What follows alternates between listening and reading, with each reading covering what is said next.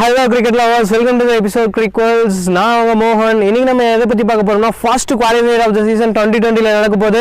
Mumbai Indians vs Delhi Capitals top 2 of the IPL டேபிள்ல இருந்து ரெண்டு கிளாஷ் போக போகுது. சோ இந்த மேட்சஸ்ல பாத்தீங்கன்னா டாஸ் வந்து எவ்வளவு க்ரூஷியலா இருக்க போகுது, எந்த பிளேயர்ஸ் வந்து எப்படி டாக்கிள் பண்ணலாம் அப்படிங்கறத சொல்லி இந்த ரெண்டு டீம்லயும் ஓவரால் அனாலிசிஸ் இந்த வீடியோல பார்க்கலாம். வாங்க வீடியோக்குள்ள போலாம்.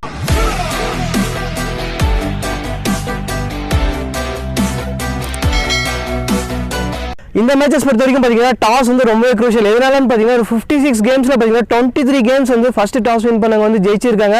அதுவும் இல்லாமல் சின்ஸ் அக்டோபர் 22லேருந்து பார்த்தோம்னா 17 கேம்ஸ் ப்ளே பண்ணியிருக்காங்க. அதில் பார்த்தீங்கன்னா 30 மேட்சஸ் வந்து ஃபர்ஸ்ட் வின் பண்ணவங்க ஜெயிச்சிருக்காங்க. So toss is so க்ரூஷியலுங்க.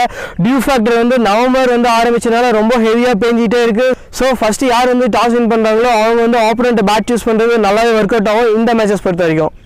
Then Delhi Capitals பொறுத்தவரைக்கும் அவங்களுக்கு வந்து ஒரு பெரிய த்ரெட்டாக யாராக இருக்குதுன்னு பார்த்தீங்கன்னா ட்ரெண்ட் போல்ட்டுங்க. எதுனாலனா லாஸ்ட் சீசனில் பார்த்தீங்கன்னா டெல்லி கேபிட்டல்ஸ் கரண்ட் இருந்தது தான் நம்ம ட்ரெண்ட் போல்ட். அவர் வந்து எப்போ ரிலீஸ் பண்ணாங்களோ ஒரு லாஸ்ட் சீசன்லேருந்து இந்த சீசனில் பயங்கரமாக கலக்கி எடுத்துகிட்டு இருக்காங்க ட்ரெண்ட் போல்ட். அவங்களுக்கு எதிராக ரொம்பவே த்ரெட்டாக இருக்காரு. எதுவும் முக்கியமாக டெல்லி கேபிட்டல்ஸ்க்கு எதிராக எதனாலன்னு கேட்டிங்கன்னா இவருக்கு எதிராக இவங்களோட பேட்ஸ்மேன்ஸ் யாராலையுமே ஒரு அப்பர் ஹேண்ட்ஸ் கொண்டு வர முடியாது. எக்ஸப்ட் சிக்கர் தவான் மட்டும்தான் இவருக்கு எதிராக நல்லா விளையாடுறாரு.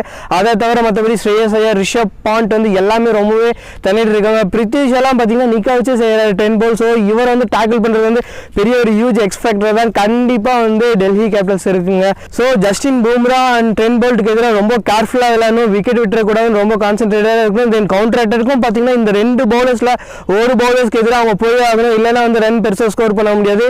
இது மட்டுமா அப்படின்னு பார்த்தீங்கன்னா அடுத்து அந்த ஸ்பின் டியோங்க கர்னல் பாண்டியா அண்ட் ராகுல் சஹர் வேற லெவலில் மிரட்டி எடுத்துட்டு இருக்காங்க. லாஸ்ட் ஒரு 2 கேம்ஸில் பார்த்தீங்கன்னா ரெண்டு பேரும் சேர்ந்து ஒரு 15 ஓவர்ஸ் போட்டிருக்காங்க. அதில் பார்த்தீங்கன்னா 19 ரன்ஸ் தான் கன்சிடர் பண்ணியிருக்காங்க இவங்களுக்கு எதிராக. ஸோ ஒரு நல்ல எக்கனாமிக் பவுலர். ஸோ இவங்களை எப்படி டேக்கிள் பண்ணுறது அப்படிங்கிறது பார்த்தா டெல்லி கேபிட்டல்ஸ் பொறுத்த வரைக்கும் ஷிவ்ரான் ஹிட்மேயர் இருக்காங்க. ஸோ இவரை பொறுத்த வரைக்கும் பார்த்தீங்கன்னா வேற லெவல் ஒரு லெஃப்ட் ஹேண்ட் ஹேண்டியா ஒரு பவர்ஃபுல் அட்டாக்கிங் பிளேயர். ஸோ இவரை கரெக்டாக யூட்டிலைஸ் பண்ணி விளையாண்டா ஒரு நல்ல ஸ்கோர் கண்டிப்பாக கொண்டு வர முடியுங்க. எதனாலன்னு பார்த்தீங்கன்னா கம்ஸ் டு கர்னல் பாண்டியா பார்த்தீங்கன்னா ஒரு நல்ல ஒரு பவுலர் தான். லாஸ்ட் மேட்ச் அகைன்ஸ்ட் கிங்ஸ்லேண்ட் பஞ்சாப்க்கு எதிராக ஒரு 2 ஓவர்ஸ் போட்டு 2 விக்கெட்ஸ் எடுத்து 12 ரன்ஸ் தான் கன்சிடர் பண்ணாரு. ஆனால் அந்த மிடில் ஓவர்ஸில் வந்து அவங்க கொடுக்க வந்து பயந்தாங்க. எதனாலன்னு பார்த்தீங்கன்னா அவங்களுக்கு வந்து நல்ல ஒரு ஹார்ட் ஹிட்டர்ஸ் இருந்தாங்க. ஸோ வந்து கொடுக்க ரொம்பவே பயந்தாங்க. ஸோ இந்த டைம் வந்து நம்ம சிவரான் ஹிட்மேயர் வச்சு விளையாண்டா ஸோ இது ஒரு நல்ல டேக்கிளாக இருக்கும்னு நான் வந்து பர்சனலாக பிலீவ் பண்ணுறேங்க.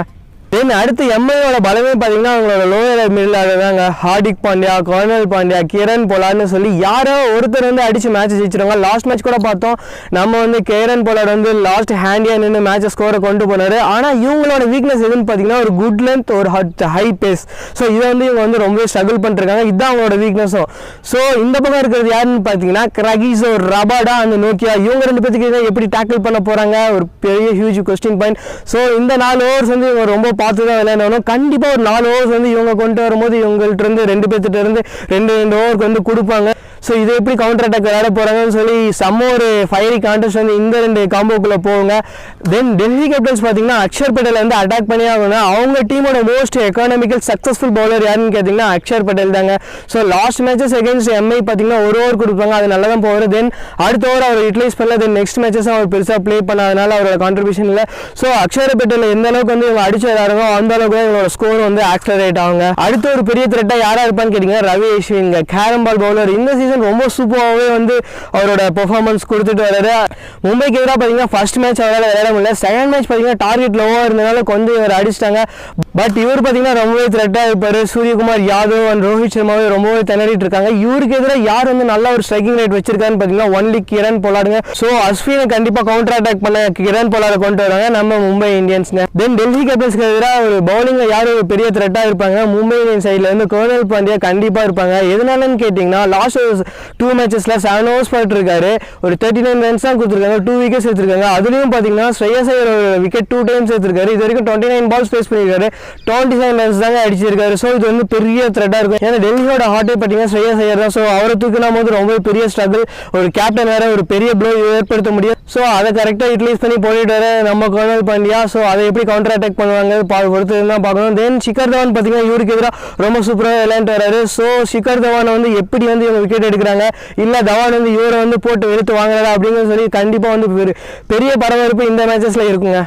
ஸோ அடுத்த ஒரு பயங்கரமான ரைவரி கான்டெஸ்ட் யாருன்னு பார்த்தீங்கன்னா ரிஷப் பாண்ட் வர்சஸ் பும்ரா தாங்க. வேற லெவலில் வந்து இந்த ரைவரி போயிட்டு இருக்கு. லாஸ்ட் இயர் வான்கையில் வந்து பும்ரா வச்சு செஞ்சுட்டு ஒரு பாண்ட்டை. ஸோ அதுக்கு கண்டிப்பாக ரிவெஞ்ச் எடுக்க பார்ப்பாரு. அதை மட்டும் இல்லைங்க, இவருக்கு எதிராக பார்த்தீங்கன்னா ஸ்ட்ரைக் ரேட் 63 தான் Rishabh bond. Comes to Bumrah அவருக்கு எதிராக ரொம்பவே ஸ்ட்ரகிள் பண்ணிருக்காரு. விக்கெட்ஸும் பார்த்தீங்கன்னா 6 டைம்ஸ் வந்து அவர் வந்து அவுட் ஆகிருக்காரு. ஸோ இந்த ஒரு கான்டெஸ்ட்டும் பார்க்க ரொம்பவே சூப்பராக தாங்க இருக்கும். ஸோ ஓவராலாக பார்த்தீங்கன்னா யார் டாஸ் வின் பண்ணுறாங்களோ அவங்களுக்குலாம் கண்டிப்பாக இந்த மேட்சஸில் ஒரு அட்வான்டேஜ் இருக்கும். அதுவும் குறிப்பாக பார்த்தீங்கன்னா இந்த மேட்சஸில் டெல்லி கேபிட்டல்ஸ் ஒரு ரிவெஞ்ச் எடுக்க பார்ப்பாங்க. ஏன்னா பிளே ஆஃப் பொறுத்த வரைக்கும் ஒரு 2 மேட்சஸ் இவங்க கூட தோத்துருக்காங்க. தென் லாஸ்ட் மேட்ச் SRH கூட ஒரு 10 ரன்ஸ் மார்ஜின்ல வந்து தோத்துருக்காங்க. அவங்களோட 2 ஸ்டார் பவுலர் இல்லாதனால இத்தனைக்கும் ரோஹித் சர்மா வேற வந்தாரு, அவராலுமே எதுவும் பண்ண முடியல. ஸோ இதெல்லாம் ஒரு சின்ன கொலாப்ஸ் MI டீமுக்குள்ள நடந்திருக்கும். ஸோ இதெல்லாம் ஓவர் கம் பண்ணி எப்படி டிஃபெண்டிங் சாம்பியன்ஸ் வராங்க, அவங்க எல்லா டைமுமே இந்த மாதிரி ஒரு ஸ்ட்ரகிள்லாம் ஈஸியாக ஓவர் கம் பண்ணி வந்துருவாங்க. ஸோ இந்த இதுலேயும் வந்துருவாங்களா, வந்தாலுமே ஒரு டாஸ் வந்து குரூஷியலாக இருக்கும். ஸோ யார் வின் பண்ணுறாங்க அப்படின்னு பொறுத்து பார்க்கலாம். ஸோ என்னோட ப்ரெடிக்ஷன் என்னன்னு பார்த்தீங்கன்னா 65% வந்து ஜெயிக்க வந்து டெல்லி கேபிட்டல்ஸ்க்கு அதிக வாய்ப்பு இருக்கு. ஸோ உங்களோட ப்ரெடிக்ஷன் என்னன்னு கமெண்ட்ஸ்ல லீவ் பண்ணுங்க. ஸோ என்ன ஸ்ட்ராட்டஜிலாம் யூஸ் பண்ணி ஒரு டீம் இன்னொரு டீம் ஓவர் கம் பண்ண பார்ப்பாங்கன்னு சொல்லி அதையும் கமெண்ட்ஸ்ல லீவ் பண்ணுங்க. உங்களுக்கு இந்த வீடியோ பிடிச்சிருந்தா லைக் பண்ணுங்க, ஷேர் பண்ணுங்க, மறக்காம சப்ஸ்கிரைப் பண்ணுங்க, பெல் பட்டனை ஆன் பண்ணுங்க. தேங்க்ஸ் ஃபார் வாட்சிங்.